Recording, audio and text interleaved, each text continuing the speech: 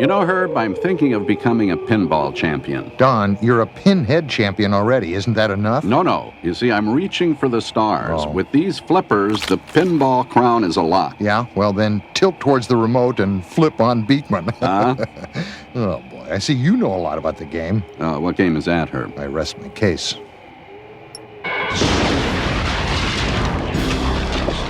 Fact! It takes 2 tons of water to grow enough wheat for a 1-pound loaf of bread. I'm Beakman, and you've just broken into Beakman's world. Beakman!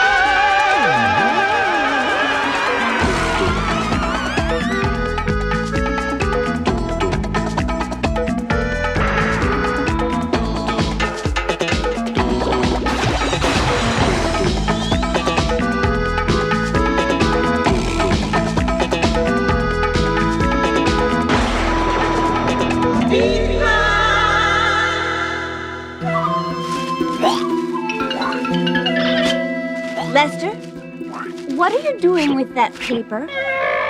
This, dear co-worker, is origami, the ancient and fascinating Japanese art of paper arranging. That just looks like a paper ball. To the untrained eye, perhaps, but to this observer, it suggests a glorious garden.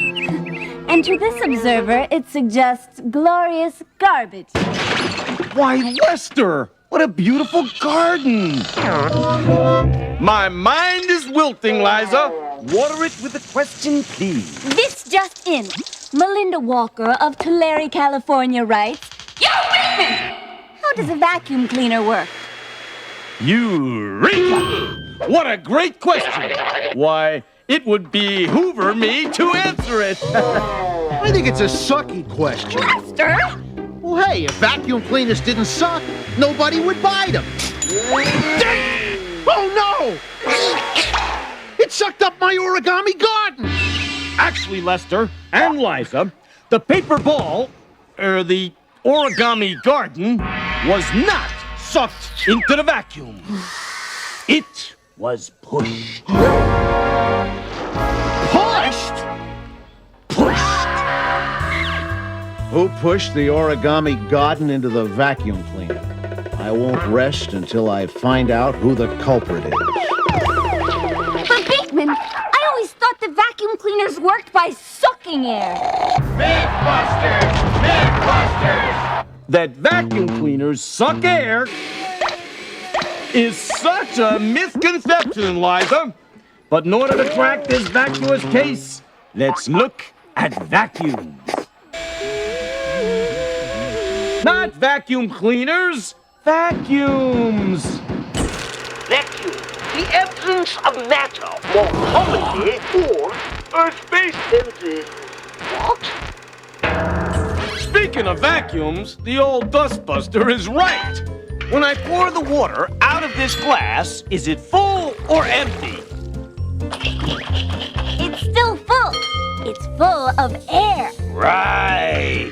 And so is this jar. For the jar to contain a vacuum, we have to get the air out of it. This little fella here, called a barometer, measures air pressure. We've put an identical barometer inside the jar. As you can see, right now, the air pressure inside the jar is the same as the air pressure outside the jar. But when we turn on the pump and take the air out of the jar, The air pressure inside the jar will go down. let's see. Liza? Pumping. So far, no one has ever been able to pump all of the air molecules out of an area. But we can create partial vacuums by pumping most of the air molecules out. Whoa, look at that! The air pressure inside the jar went Way down. The air pressure outside the jar stayed the same. but compared to inside the jar, it's very high. Oh, I know what pushed the paper ball into the vacuum. It was... Scoundrel! Don't say it. Let Detective Lester figure it out. Consider this plate of marshmallows. I'll believe you me, I am considering it. Yummy, yummy mallows from my tummy. I must admit, these puffy marshmallows do look appetizing. Well, believe it or not, these magnificent marshmallows stay puffed because they're filled with tiny pockets of air. Now, wait a minute. You mean to tell me there's air in them there? Yes, and maybe a clue as to who or what pushed Lester's paper ball origami garden into the vacuum cleaner. A clue? I'll find it. No, you can't find a clue that way. Remember, the air in the marshmallows has the same air pressure as the air all around us. Lazoom! Let's see what happens when we put our marshmallows in a vacuum. Detective Lester, Liza, start pumping. Pumping. Notice the marshmallows are getting bigger and bigger. Well, that's elementary, my dear Beakman. All right, I've called you all here because I know who perpetrated the perpetration. You do? Ray, can we look at that last piece of action again? Now, when we put the marshmallows in the device and pumped out the air, the relatively high air pressure inside the marshmallows started pushing out until the marshmallow skin couldn't take any more pushing, and the marshmallows went kablooey. It's not that vacuums suck, you see. It's that air pressure pushes. Hence, I have solved the mystery of the vacuumed-up paper ball. Origami God. Go for it, Lester. That's Detective Lester to you, chump. Ray, bring in our star witness. Bogey. Scope. It was really all so simple. You see, when you turn a vacuum cleaner on, a little fan inside starts pushing out air, lowering the air pressure in the canister and hose. And when the pressure gets low in the hose, the higher air pressure outside pushes toward the lower pressure inside. And if dirt and dust and occasionally an origami garden gets in the way, well, tough tulips. They just get pushed along with the air into the vacuum cleaner.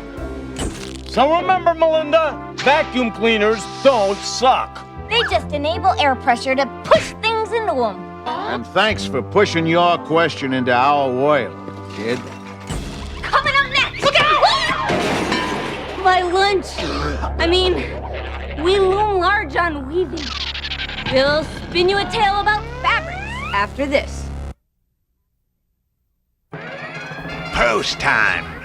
It's time to hammer!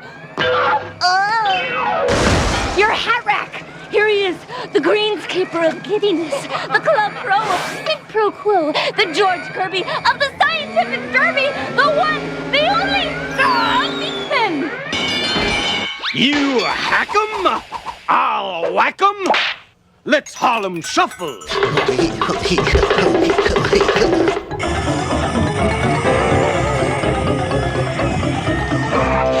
The average person blinks 25 times a minute. Question! Kevin Morgan of Hope, Kansas asks, why is dirt black in Kansas and red in Oklahoma? Answer. The soil in Oklahoma is red because it has lots of iron in it. Kansas soil is black because it's loaded with organic matter. That's dead plants and animals.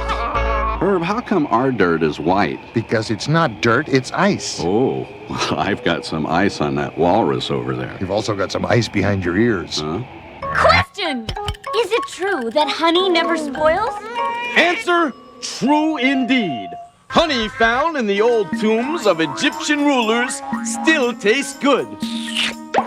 But the peanut butter's a little chunky. Question!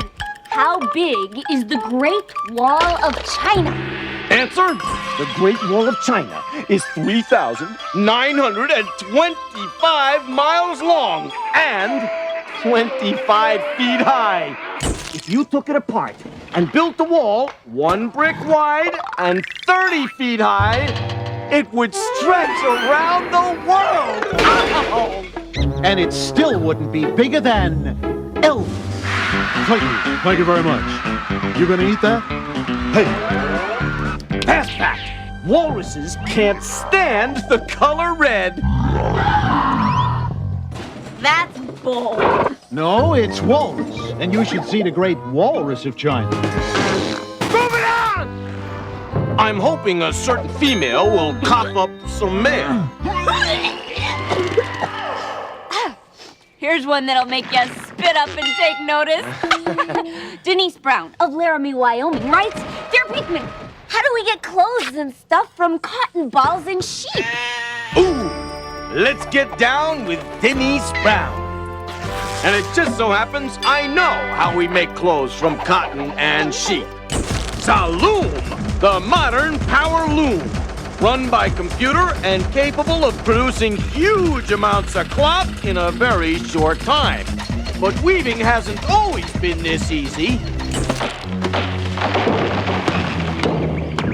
Ancient people hunted animals for food. Aha! And they dressed in the skins of those animals to keep warm. As humans became civilized, new and better clothes were desired. About 6,000 years ago, people started spinning and weaving cloth. Pieces of fabric 60 centuries old have been found in the ruins of ancient Egyptian and Babylonian cities. In fact, the name Babylon means land of wool. Wool. I'll be darned. Lester, we don't cotton to those kinds of jokes around these parts. Why, sure we do. Ah, cotton. Specifically, this thing, the cotton boll, which bursts out of the plant and into the end zone of my heart. It's the stuff that becomes my magnificent cotton lab coat. And my kicky cotton blouse. And my delicious cotton candy. That's not really made out of cotton, Lester. Then evidently I'm eating a lie. The whole process begins here in the cotton fields, where the cotton is picked by machines. It's then cleaned, put into bales, and taken to a textile mill. The cotton fiber is spun into yarn on machines called spinning frames. Then the yarn is sent on to another department, the weaving department. Each weaver in a large textile mill may be responsible for running as many as 100 looms. These looms take the cotton yarn and turn it into rolls of clean cloth, ready to be made into all types of products. Per usual, Beakster, you have woven a rich, viable tapestry. But what exactly is weaving? Weaving, oh young and aromatic Lester, is the interlacing of threads at right angles to form a web or fabric. Oh, Wovoscope! Most of the clothing you or I wear is made of millions of tiny threads that have been woven together. There are many kinds of hand looms. And this baby right here just happens to be a table loom, usually used for the making of tapestries and rugs. Now listen, and listen good. A woven fabric consists of two sets of yarns which are crossed over and under each other to form cloth. These stationary lengthwise threads are called the warp. And the threads that go crosswise are called the weft. And using this thingy called a shuttle, I'm interlocking the weft with the warp. Weaving! Coming up next, a fashion show. Watch Liza slip into something more comfortable.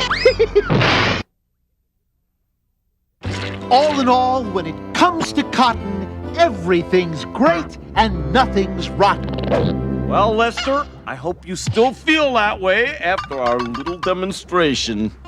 Oh, no, I don't have to, do I? It's all in the name of science. Oh, please don't make me. You're my lab rat. Beakman, seriously? Well, you know, you are here to assist me. Yeah, but Better hurry, it's time for our special guest. I'm definitely changing agents. Yes, she's pulled the wool over my eyes many a time. She's a sheer delight. Let's give a big welcome to a big animal who's bad to the bone, Lester the Lamb. I really don't want to do this. Oh, come on! Don't be sheepish!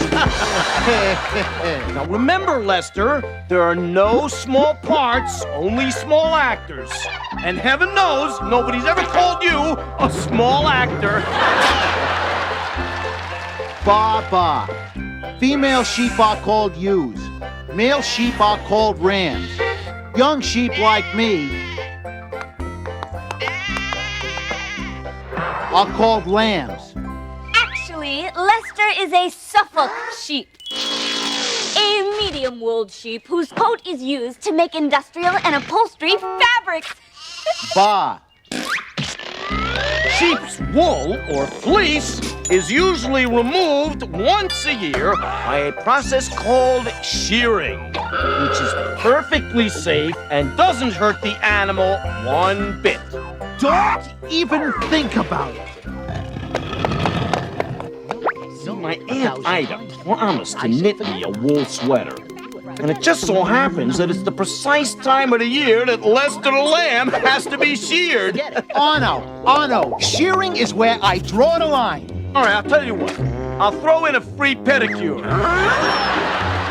I still want to know, how does this stuff end up as clothing? I'll show you. Hooray! Just take a little off the top. Beakman, Ray's allergic to wool. Hey, help! The wool, like cotton, goes to a mill where it's sorted, cleaned, and carded. And then it's spun into yarn and woven on looms just like cotton. Wait, are cotton and wool the only fibers made into clothing? I cannot tell a lie, Liza. Cotton and wool are used the most, but there are many other natural fibers. The lovely Liza wears a smart camel hair jacket woven from the hair of smart camels. It's accessorized by a silk scarf from the cocoons of busy little silkworms. Her luxurious and incredibly expensive cashmere sweater is woven from the precious coat of the cashmere goat. In short, she's a veritable festival of natural fibers.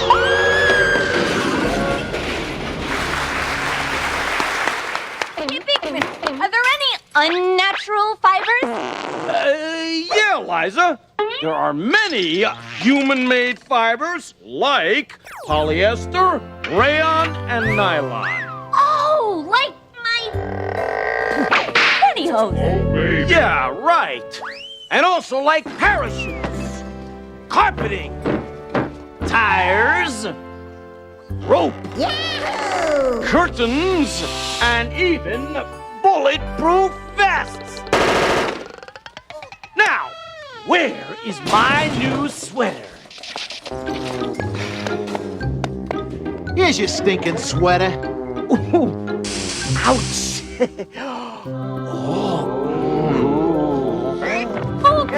Missed the spot. Lester, the words real trooper come to mind. Oh, is that so? Well, to my mind, come the words plucked chicken. So, Denise Brown of Laramie, Wyoming. You asked about cotton and sheep, and Lester's mouth was a-foaming. And your hair could use a combing. What? No! Do hurry back. Meanwhile, Jessica Thomas of Louisville, Kentucky wants to know what happens to ships and planes that supposedly disappear in the Bermuda Triangle. Don't you disappear, because we'll be right back after this. If you have a question about how the world works, just write us at Beakman's World, P.O. Box 30087, Kansas City, Missouri 64112. What happens to ships and planes that vanish in the Bermuda Triangle? This area of the ocean right off the coast of southeast Florida? Since 1854, more than 50 ships and planes have disappeared there. And when you consider how many planes and ships travel through that area, that is an amazingly Low number. You mean... That's right, Lester. Mythbusters! Mythbusters! The danger of the Bermuda Triangle is a myth without any scientific evidence to back it up. Well, speaking of myths, I'm mything my lunch. In that case, see you next time. On Beakman's World. Herb, have you any wool? Don, penguins don't have wool. Penguins have feathers. All right, sheep have wool. Right. You know, I was at a sheep convention once. Oh, really? How'd it go? Not bad. Now you've gone too far. Can you turn off Beakman? Okay.